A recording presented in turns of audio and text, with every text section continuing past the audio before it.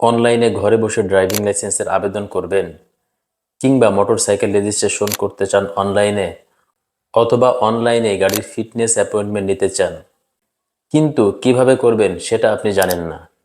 দেখুন, বিষয়টি খুবই সোজা। মাত্র একটি বিএসপি অ্যাকাউন্ট দিয়েই আপনি লাইসেন্স এবং মোটরযানের সমস্ত কাজ ঘরে বসেই অনলাইনে করতে পারবেন।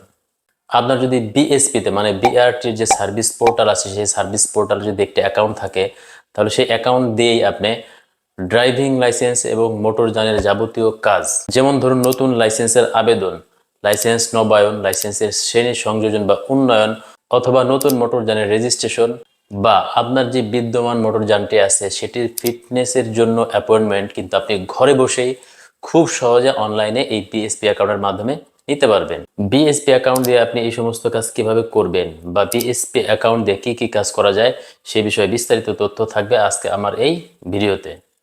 দর্শক দেখুন, এই সমস্ত কাজ করার জন্য আপনাকে প্রথমেই বিআরটির যে সার্ভিস পোর্টাল মানে বিএসপিতে আপনাকে নিবন্ধন করতে হবে।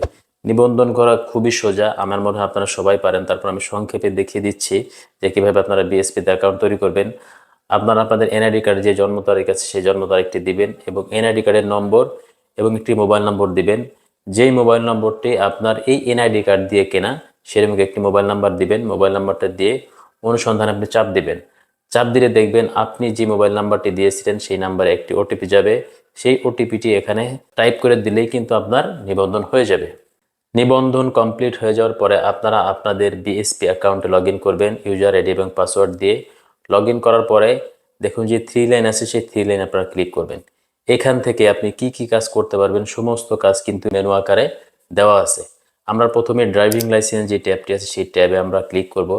ক্লিক করার পর দেখুন এখানে কতগুলি অপশন আছে, অর্থাৎ এইখান থেকে কিন্তু আপনারা ড্রাইভিং লাইসেন্সের জন্য নতুনভাবে আবেদন করতে পারবেন। সবার উপরে যে অপশন, এই অপশন থেকে আপনারা ড্রাইভিং লাইসেন্সের জন্য নতুন আবেদন করতে পারবেন। ড্রাইভিং লাইসেন্সের কিভাবে আবেদন করবেন সেইটি আমি এখানে দেখাবো না। প্রত্যেকটি অপশন যদি আমি আলাদা আলাদা করে দেখাতে যাই তাহলে ভিডিও কিন্তু অনেক বেশি লম্বা হয়ে যাবে। এই সব বিষয়ে এখানে যতগুলি অপশন আছে প্রায় সব বিষয়ে কিন্তু আলাদা আলাদা করে পার্ট পার্ট করে ভিডিও তৈরি করে আমার এই চ্যানেলে দেওয়া আছে।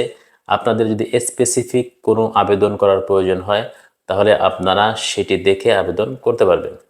দেখুন, দ্বিতীয় যে অপশনটি আছে যে শিক্ষানবিশ লাইসেন্স ভেরিফিকেশন, অর্থাৎ আপনার যে শিক্ষানবিশ লাইসেন্সটি আছে সেটি আপনার চাইলে এই অপশন থেকে কিন্তু ভেরিফিকেশন করতে পারবেন।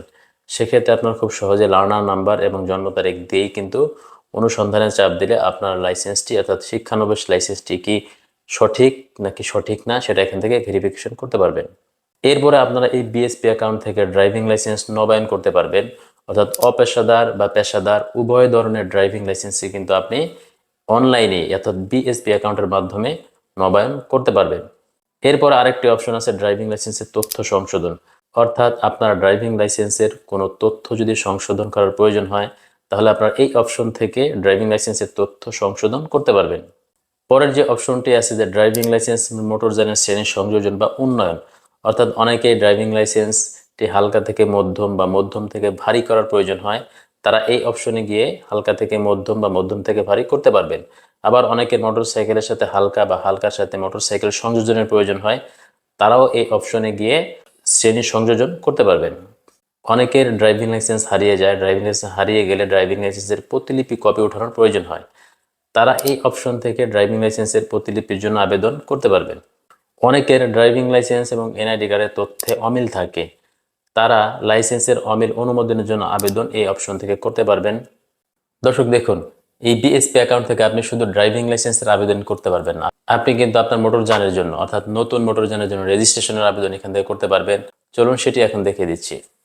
এবার এই বিএসপি অ্যাকাউন্টের নিচের দিকে দেখুন আরেকটি অপশন আছে মোটরযানের নিবন্ধন।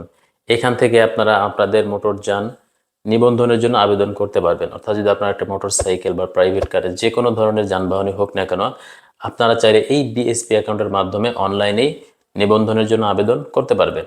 আরেকটি অপশন আছে মোটরযান সংযুক্তকরণ, অর্থাৎ আপনার বিএসপি অ্যাকাউন্টে যদি আপনি মোটরযান সংযুক্ত করে রাখেন তাহলে এখান থেকে আপনার মোটরযানের হালনাগাদ তথ্য আপনি দেখতে পারবেন, অর্থাৎ আপনার মোটরযানের ট্যাক্স টোকেনের মেয়াদ আছে কিনা বা আপনার মোটরযানের ফিটনেসের মেয়াদ কবে শেষ হবে, সমস্ত হালনাগাদ তথ্য আপনি এই অপশন থেকে দেখতে পাবেন।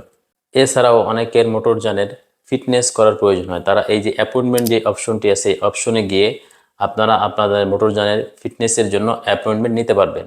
অনেক ভাই আছেন যারা নিজেদের পরিবহন দিয়ে অর্থাৎ মোটরসাইকেল বা প্রাইভেট কার দিয়ে বিভিন্ন ধরনের রাইড শেয়ারিং যে অ্যাপস আছে সেই অ্যাপসের মাধ্যমে রাইড শেয়ারিং করতে চান। তারাও কিন্তু এই বিএসপি অ্যাকাউন্টের মাধ্যমে রাইড শেয়ারিং এর জন্য আপনারা আপনাদের মোটরযানকে নিবন্ধন করতে পারবেন। দর্শক, এই বিএসপি অ্যাকাউন্টের মাধ্যমে আপনারা চাইলে কিন্তু ড্রাইভিং লাইসেন্স বা মোটরযানের যে বিভিন্ন সেবার ফি, সেই সেবার ফিও কিন্তু আপনারা এই বিএসপি অ্যাকাউন্টের মাধ্যমেই জমা দিতে পারবেন। দর্শক দেখুন, যার একটা ড্রাইভিং লাইসেন্স আছে বা নতুন ড্রাইভিং লাইসেন্স করতে চান বা যাদের বিভিন্ন ধরনের মোটরযান আছে, তাদের কিন্তু একটি বিএসপি অ্যাকাউন্ট থাকা খুবই জরুরি। আপনারা দেখলেন যে এই একটি বিএসপি অ্যাকাউন্ট দিয়ে আপনি কত ধরনের কাজ করতে পারবেন। অর্থাৎ বিআরটি এর যত ধরনের গ্রাহক সেবার কাজ আছে সব কাজই কিন্তু এই বিএসপি অ্যাকাউন্ট থেকে আপনি ঘরে বসে অনলাইনে করতে পারবেন।